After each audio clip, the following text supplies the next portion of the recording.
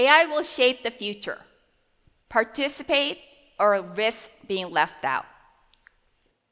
When you think about AI, do you think about HAL from Space Odyssey? Or maybe it's about Terminator with Arnold Schwarzenegger?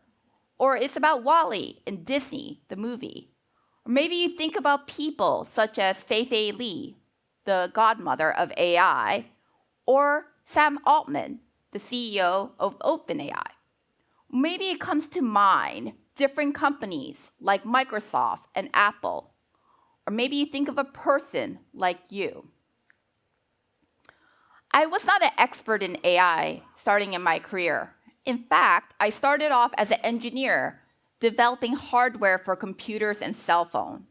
And when I was at Apple, I noticed that for every hardware, there were unlimited apps. And the apps that really made a huge impact to people's life had AI embedded in it. And that's how I started my journey exploring further around AI at Microsoft as Chief AI Officer. Because I've come to realize that AI will shape the future, and it's important that all of us participate or be left out. What do I mean by that? Is that it doesn't matter if you're an AI skeptic or AI curious, or maybe you want to be an AI expert. Regardless of where you are in that spectrum, AI will be impactful in our life, not just in work, but also in play. So how can we become more comfortable with that? How can we engage with it and also seek the benefit? So digital representation, let's start with that concept. So AI is made out of data, as well as it's being trained and developed by developers with their perspective. And they're only a small subset of the 8 billion people that make up the world.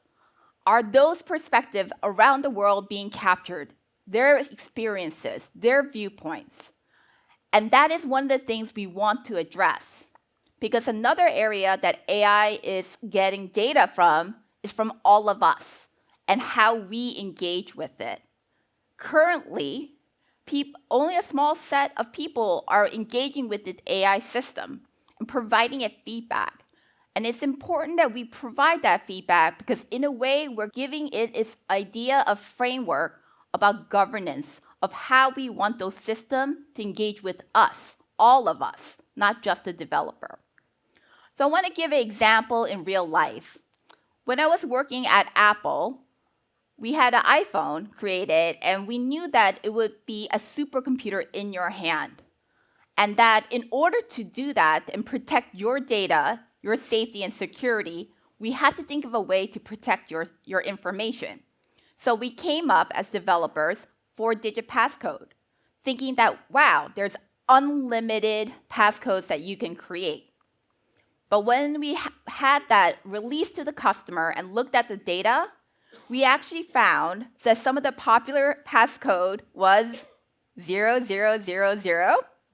and 1234. That didn't really align with the security we were looking for in this supercomputer, and we were going to have more features and capability embedded into it. So we went back to the drawing board and said, what can we do to digitally represent all our customers and how they are engaging with our technology? It's not based on our view as a developer saying, hey, you should be able to do an unlimited passcode combination. It is how it really is being used by their customer. And with that digital representation in mind, we came up with the idea of Touch ID, where we used AI to map your finger ridges and then uniquely associate it with your profile. And because of that added security, we were now able to provide additional capabilities like authentication and Apple Pay, because that was a foundation. Increased security and safety and protection of your information allowed us to provide more features and capability. And that's where we are with AI, because it's the same thing as the ecosystem. iPhone is an ecosystem. It's not just the phone that's in your hand, but the Wi-Fi, the apps itself, engaging with other people that really makes it powerful.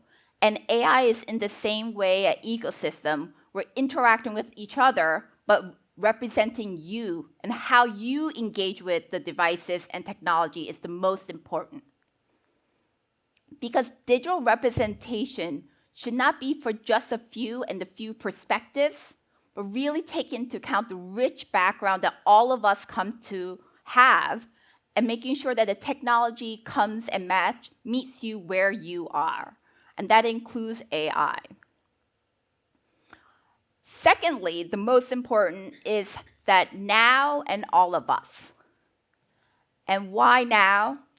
Because we are at that critical injunction in our life, where we are defining the foundation of AI.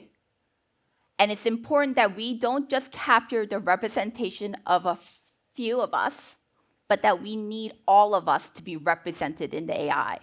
Because AI will shape the future, and it's important that you participate in order to have your information, your viewpoints captured in the system. So that the system is not just based on a few, but of the many perspectives that's around the world and how they view technology. I give a real-life example. When I was at Google and at Nest, we were creating devices for your home devices that are unloved, like your thermostat, your smoke detector, and your doorbell camera, and infusing it with AI. And we happen to live in sunny California here, like in Palo Alto, and defining what is an AI system that defines comfort. Because that is what a thermostat is defining what is comfortable for you and the people in your home. And in sunny California, it's high 68, low 68, not a cloud in the sky. But the product was actually launched globally around the world. And in the UK, how they defined comfortable temperature was very different.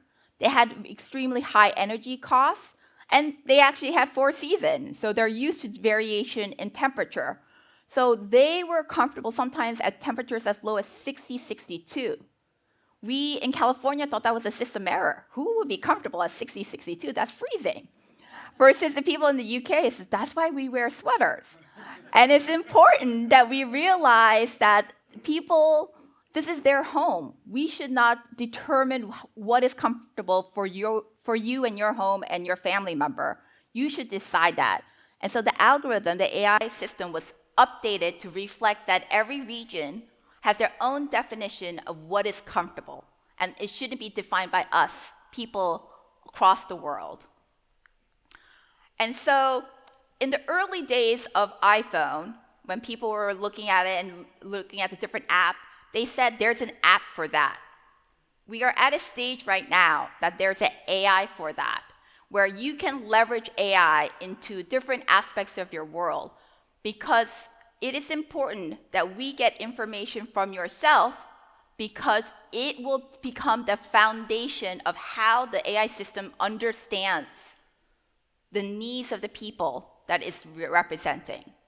So do this now. And I say this, people state, you've been working on AI for 20 years.